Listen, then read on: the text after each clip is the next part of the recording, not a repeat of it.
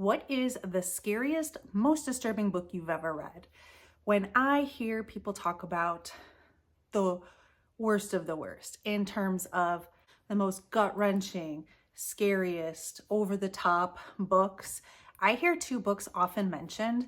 I hear Jack Ketchum's The Girl Next Door, which I have read, and then I also hear about Let's Go Play at the Adams, which is a paperback from hell.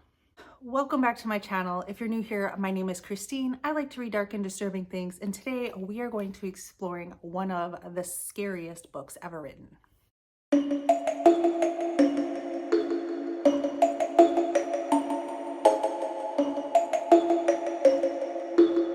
So like I said, I often hear, when I hear about like the most brutal books out there, I hear Jack Ketchum's A Girl Next Door, which I have read, and I would agree with that, mostly because I know that that is based off a true story, which makes it all the more terrifying and horrible to read about. And another one that I've heard a lot about is Let's Go Play at the Adams by Mendel W. Johnson. This was originally published in 1974 and has been reprinted under like the Grady Hendrix Paperbacks from Hell title. And all I know about this one, because I do like to go in relatively blind, is that this is about a babysitter who is, you can see her there, babysitting some kids, and they decide to tie her up and I believe torture her. So I've always been a little bit curious about this book, and then I saw that Down the Rabbit Hole book box had a box themed around this book. Now, I've been holding on to this for a while. You can kind of see a little bit of dust on the box, but Down the Rabbit Hole book box I have purchased once or twice before, and basically what they do is they take a book, and it's usually not a new release, it's usually an older book, which is why I don't subscribe to them, because a lot of times I've already read the books. But every once in a while I'll pay attention to what they have some one-off boxes about, and if it's something I was interested in, haven't read it and don't own it, I will pick it up. So that is what I did with this. And what they do is, while you are reading the book, you will come to little notes throughout the book that will tell you to open a gift within the box that has some correlation to what's going on in the book. So that is how I'm going to experience this one. So what I'm going to do is read this, and every time I get to one of those little notes, I will stop what I'm doing, I will get out my camera, and I will film my opening the package associated with that. So I'm going to open this up and just kind of give you an idea what we have in here. There are 5 gifts. It came with a inspired playlist, so you can scan the QR code and get a playlist to go along with this. We have a little bookmark here, and on the back it says, "They're just kids, it's only a game," she told herself again. And then it has like her tied hands. And then we have a pamphlet here that tells you, how to use this box and just about this book. So I will show you just what the shape of these are. And then as I read, I will kind of let you know what's going on in the book without spoilers, and then we'll open a gift. Our first gift, which is the size of a book, but it feels more like it's a cardboard box, so it's not heavy enough to be a book. We have gift 2. We have something very light, and is gift 3, gift 4, and gift 5. And then the inside of this book, I'm just going to show it because I do think it's cute. It's got this cute print. I like to reuse boxes like that. I will say I'm a little hesitant going into this because I think it's going to be very splatterpunk, in that it is going to be horrifying just for the sake of being horrifying, maybe with a lack of plot. We'll see. We will see. Looks like the first gift starts on page 24. So I will start reading, and when I get there, we'll open it together. See you soon. All right, so I started this book this morning. Let's Go Play at the Adamses. Oh, it's always weird when there's an apostrophe at the end of something that ends with an S. Okay, anyway, I'm on page 24 because that is where my first little open gift one is. And I have to say that even though it is page 24, this book didn't really start until page 11, because there is a foreword by Grady Hendrix, but he says right at the beginning, if you don't know what happens in this book, then read this at the end. I don't really know what happens in this book, so I would like to keep that a surprise, and I'll read that at the end. So I haven't read a whole heck of a lot, but we start off pretty quickly. We just understand that we have a babysitter who is watching two children, Cindy, who is 10, and Bobby, who is 13. And those names just make me think of Brady Bunch. This book was written in 1974, so I guess maybe those are just very common names. And it starts off with her taking them to church because their parents are in Europe and she is staying with the family, or she's staying with the children at their home to watch them during this time. And they go to church, but there's some mention that even though this family goes to church, they're not real, and they donate to the church and they participate in all the things, that they're not really God people, which I thought was a weird thing to say. Like they're just putting on a show. And our babysitter goes to sleep after her first night of putting the kids to bed. And when she wakes up, she is tied up. And she doesn't know what to think. She's obviously still in the house. She thinks someone has gotten to her, and then she finds that Bobby is next to the bed, kind of keeping watch, and she quickly realizes that it is him that has tied her up. She's thinking, okay, these kids just want to go crazy. They want to go eat sweets for breakfast, do whatever they want, and they'll quickly get bored of this, and they're going to have to come back and untie me because they're going to need someone to help cook them dinner or do something eventually. But then Bobby gets on the phone and he starts talking to his friend, like 10-4 little buddy, the eagle has landed, like starts speaking all this code. And she realizes that he's inviting his friends over, and she thinks, okay, this was a whole planned thing, and I don't know what's going to happen next. So that's exactly where I am. And it's already going. I had no idea that other kids would be involved. So we've got the first gift. This one is the one that looks like a book, but feels too light to be a book. And all they've really talked about is that he used chloroform to knock her out enough to tie her up. So hopefully it's not that. I might have to read what was back on that page. I don't think this actually corresponds to the book at all. Okay, I looked back at the passage, and all it says is that one of the kids was like, oh, I was scared she was going to turn on the light or get out of bed or step on me or something while he was trying to tie her up. So that is where this comes from. This is actually quite helpful. I can never really have enough book lights because not everything I want to read is on my Kindle. I find my Kindle to be the best to read at night when my husband is trying to sleep.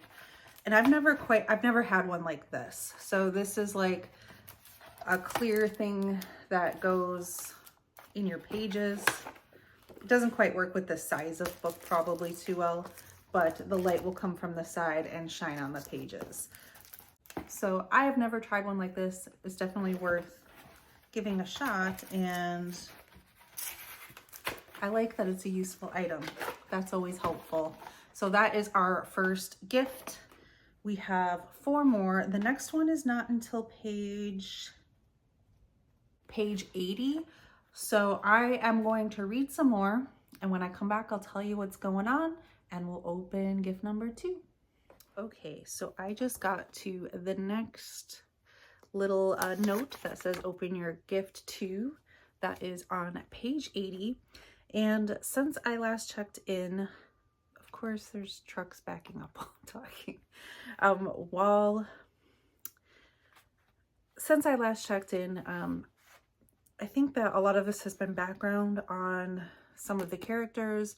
We are kind of learning how the kids are thinking about why they even got in the situation to begin with. And it seems a lot of them have issues with control, like not feeling like they're in control ever. And that it just seemed fun to probably take a grown-up or someone older than you and make them feel like you do. So by binding her up and by gagging her, not letting her do what she wants or say what she wants, it kind of puts them on the same level and it lets them be able to do whatever they want. It's kind of interesting because the kids are still doing all the things that they would have had to do anyway. They're cleaning up after themselves and doing all these things to keep up appearances in case anybody stops by. But so what is the point? And even the youngest girl, Cindy, is kind of thinking, well, now I'm kind of bored. Like I thought it would be fun, but now it's kind of boring because I don't have this person who would play with me or pay attention to me. And like, I realize that I'm missing out on adults being around because they're not paying attention to me. So it's kind of interesting. There's a lot of going on in the head of the babysitter who's been captured. She's trying to figure out the psychology of it all. And it's kind of going, the part right where I stopped is going in a way that I am not going to enjoy if it continues that way. And that is her thinking of ways that she could get out of this instead of appealing to their sensibilities and their sympathies, possibly using her sexual prowess to manipulate the guys in the situation. And yeah, if it goes there, I'm gonna throw up. So yeah, right where I say to open it up is basically where she is being tied back up. And so I don't know if it's gonna be a piece of rope, but this is a gift too. And it is indeed a rope. It's a jump rope. So yeah, she is being heavily, throughout this whole thing, she has been tied up with a rope a lot. Like, they're using a lot of rope to keep her in place, and she's getting quite sore, like where she's got loss of circulation in her hands and stuff. So in the grand scheme of things, I am probably not going to use this. I do have a jump rope, but usually you would use, like if you're trying to do double unders and stuff, like you would use a much thinner rope for that. So this might be something that probably is going to get donated or put into like a giveaway or something like that. There's nothing wrong with it. I just don't think I will end up using it because I do have a jump rope for like exercise purposes. This looks more like a jump rope for fun, not for torture, but it is fitting. So the next gift is going to be on page 116. So I don't know, I'm working on several different books at the same time, so we'll see if I get to that later today or possibly tomorrow. I will check back then. Okay, so it is later the same day, and I did get to the next little note, which is to open gift 3. I don't know how much to say about what's going on at this point because I don't know if it would be considered spoiler territory, because I don't really exactly know where this is going. I mean, I think I do if it is anything like Jack Ketchum's The Girl Next Door. But basically the kids, there's 5 kids, and they all take turns staying alone in the room with the babysitter, like to keep watch while the other ones go off and do whatever it is they want to do. That way they make sure she doesn't escape or anything like that. So each one of them spends their time in the room, and there's been a lot of like insight into the thoughts of the babysitter, like constantly trying to figure out the psychology of what these kids are doing, which is a little bit exhausting. And then right now, the scene that we're in is the boy named Paul. that is in the room, and I guess it seems like he has more sadistic tendencies, and he goes in the room with a knife, and this whole thing has been about a knife, so I doubt there's a knife in this little box, but that's where we're at. So let's open it up and see what we have.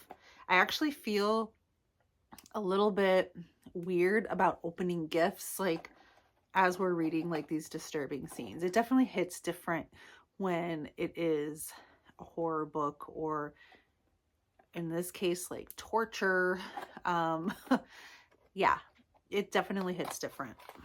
It's weird. Okay, so it is a knife, sort of. They are little knife earrings. I'm gonna take them out and see. So to me, this is better, like as a gift wise, than the jump rope. I don't really actually wear jewelry very often, so to kind of get it in this way is cool, because I wouldn't go out of my way to purchase earrings usually. I think it's going to be hard to see in this light because it's black. But yeah, so we have little bloody knife earrings. Yeah, you really can't see it against my hair. It actually reminds me, I did get in the same branded box that when I got A Certain Hunger, it had little butcher knife earrings, but they were silver, and they're definitely butcher knives. I mean, can you have too many different types of knife earrings? I don't know. Probably not. So yeah, much happier that it's earrings instead of a real knife, considering what might happen in this scene. So, okay, then we are on page 116. The next one is going to be on page 163, which I think I'm going to take a break from this now. I think this is one I just want to read in small doses and then read something happier in between. So I will be back on another day and we will see what's going on and what gift number 4 is. All right, you guys, I have gotten to the next gift tag here. So this is on page 163. And I know that in my last update, I was like, I don't really know how much to say about this. I don't want to obviously spoil anything if you decide to read this. But I will say this last little bit that I read, if you want to hear a man from 1974, and oh my God, I just saw that he dedicated this to his wife. If you want to hear a man from 1974 talk about sexual assault from a supposed woman's point of view, if you want to hear him talk about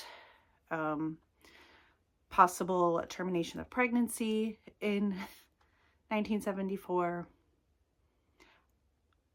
go ahead and read this. I was not enjoying it. I started tabbing at certain spots that are just like WTF tabs.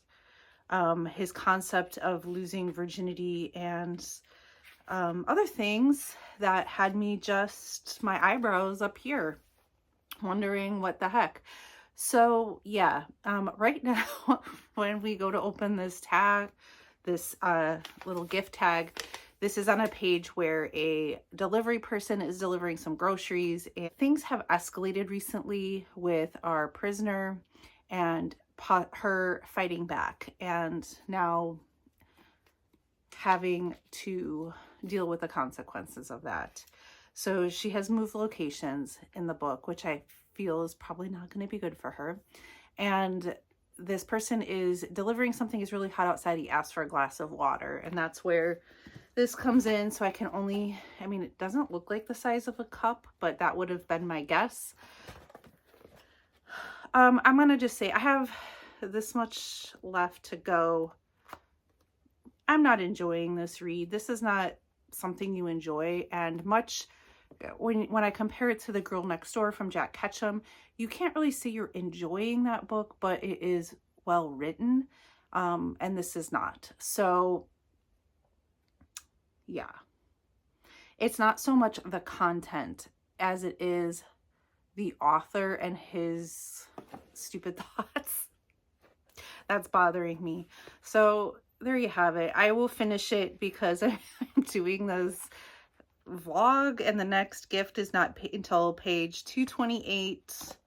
But I'm just doing little bits at a time because honestly, that's all I can handle reading of this book.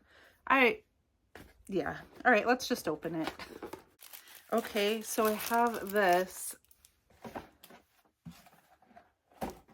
I don't know. I have a feeling they're scarves. I'm confused. Oh, so we have some reusable bags. Okay. I guess because of the groceries. So at least this is an item that can be used. In the state that I live in, bags have been banned for ages. I mean, they're not banned, but you have to pay for them. There's not supposed to be plastic. It's gone back and forth since COVID, but yeah, so we've got 3 reusable bags and they fold up small so they can go in your purse or whatever. They can, you know, I have a million of these and I often forget them. So these aren't really great for groceries, but if you are going somewhere and buying some smaller things. So we've got, they're all kind of flowery prints. They would work well for books, for a library run, or something like that. I probably like this one the best because I like the colors in this one. So we have 3 reusable bags. So I tend to like things that have a purpose, that have a use, that aren't just kind of a trinket. And so far I enjoy having the bags and the book light. So I really want to finish, today's Saturday, and I really want to finish this book in like the next 5 days, which I know it's like, why can't you read that much in 5 days? But like I said, I've just been reading little chunks at a time because it's not super enjoyable. I knew going into this that this was going to be hard to read, but I think it's so far hard to read for the wrong reasons. Not like Jack Ketchum's book was, whereas I was actually kind of invested in the characters and just things. This is, I'm not sure. I might have to do some reading up on why Grady Hendrix wanted to revive this book because I don't really understand, but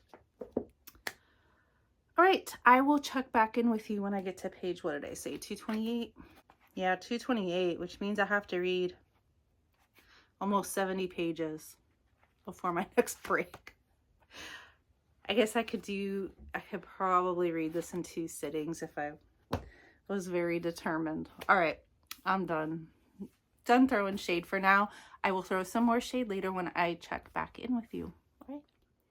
Okay, I have gotten to the point in the book where we have our very last gift to open. I just lost the page. Okay, so page 228, and what's happening pretty much since the last time I checked in with you guys, I feel like not a lot has actually happened. There's been a lot of talk about what's going to happen. I'm honestly finding it a little bit boring. Right now the kids have made a plan on what they want to happen, and one of them is sneaking out of the house to move the boat. Like they have this little boat, I guess, that they can get from property to property. I don't know, I guess they're out in the country. So yeah, they just had a huge rainstorm and he's trying to get all the water out of the boat. So I'm not sure what's going to be in here because he's using like a coffee can to do that. So we'll open this up and then I will finish the book. And I almost forgot that I need to go back and read the foreword by the introduction by Grady Hendrix, and then I will let you know. So let's see what we have here. Okay, so we have 2 whistles. I guess one of the things that he did bring with him was a whistle, which I didn't fully understand. I think they could use it to communicate with one another, but yeah, I've got a whistle now. I've got 2. So kind of a weird tiny detail in this book that they picked up on, but I guess I could put that on my keychain or something. I probably won't. Okay, so I'm going to finish this and read the foreword, and then I will check back with you and let you know my final thoughts. Okay, so I have finished the book. I have read the foreword by Grady Hendrix. And what are my thoughts on this book? I went into this thinking that this could possibly be one of the most disturbing books I've ever read, based off of what I had heard. A lot of people had compared it to Jack Ketchum's The Girl Next Door, which I have read. And this is no Jack Ketchum. This is no Girl Next Door. For those of you that haven't read that book, it is very difficult to read. It is based on a true story, and some of the more grisly details were left out, which I was very thankful for, because it was based on a true story, and because some things don't necessarily need to be on paper. I think that the point was still done. The point still got across. It was done well. We had a start to that book where we got to know the characters. There was somewhat of a friendship, a relationship between some of the characters in that book, and I was invested before things started. This jumps straight into I guess you get like a page and a half of them going to church, and as soon as they get back, things just start. So you don't really get a true sense for who Barbara, who's the babysitter, is, or the two children that live in that home. You don't get a sense of any of that, and for that reason, it's somewhat hard to care in the same way that you would care about The Girl Next Door. There were a lot of things that happen in this book that I found very difficult to believe. And to be fair, I felt that way about Jack Ketchum's book. I kept finding myself going, oh my God, this would never happen. This would never happen. But it did. It actually happened. So I knew that I was wrong there. And this, I just didn't feel like we have 5 children and none of them really act like children. Like, maybe one of them. And I know that their ages are ranging from 10 to 16, but out of 5 children, you're telling me that they all are just like that. And I guess, so in the foreword, Grady Hendrix says that this book started off as a political metaphor and then kind of took its own turn. I don't know about that. This was obviously written a long time ago. It was written before I was born. A lot of the language and the way that the characters speak or think, I don't think were very fitting for characters of those ages, like for any of them. I understand that people were different back then, that people were a little bit more grown up or had to grow up a little bit faster, I believe, than they do today. That said, I think trying to say that this was a metaphor, I'm not buying it. Maybe it started off that way, but I feel like I'm just getting tongue-tied trying to explain this. So, did I like this book? No, I did not like this book for many reasons. It just sounds very misogynistic. Which again, I know it was written in 74. There is a lot of there's victim blaming in here, or in all of that, I could understand and just say, okay, this is a product of its times or what have you. But the book itself is not very good. It's not very good at all. So in order for me to look past those things, I would have to find some kind of reason why I would want to continue reading this book. And honestly, I would have DNF'd it if it hadn't been that I was already doing this. I wanted to open up the gifts as we went along, and I was in it to the end.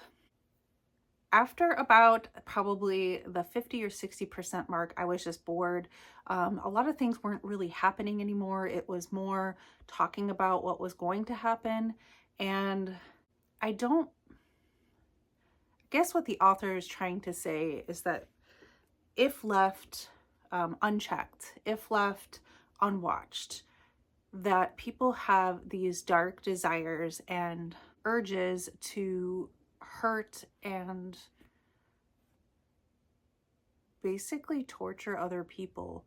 And I don't believe that's true. I believe that some people probably do have those urges and desires, obviously, but I don't think that if you took 5 children and you said, hey, you have this opportunity to do this, I don't think that for no good reason that the children would do that.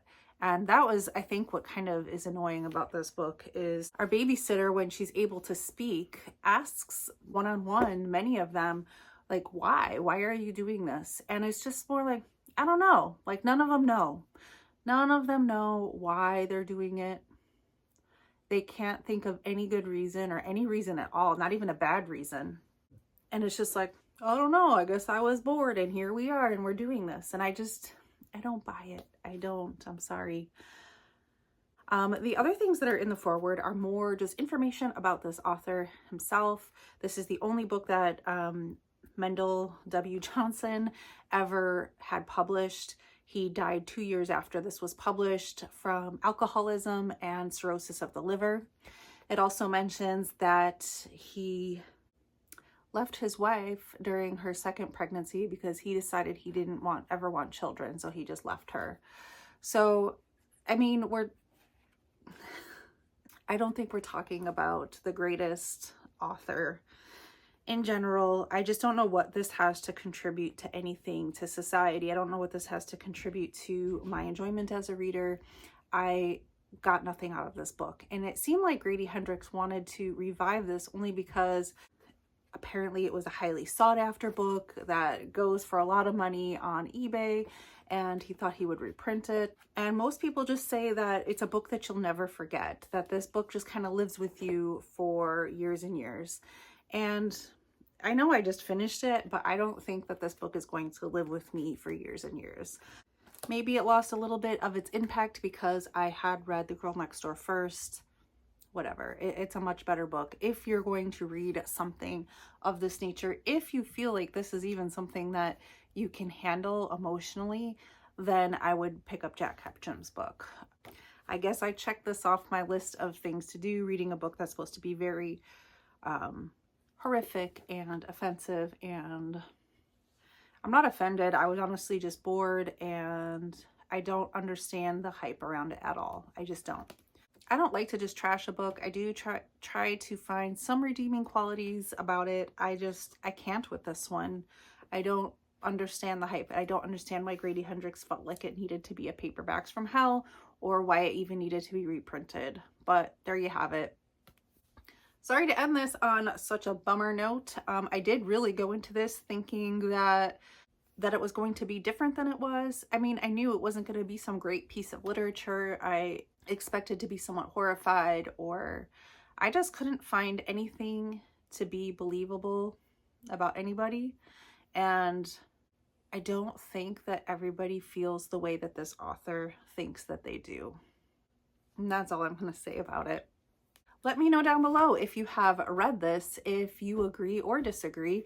If you have some redeeming qualities about this book that you would like to share, please.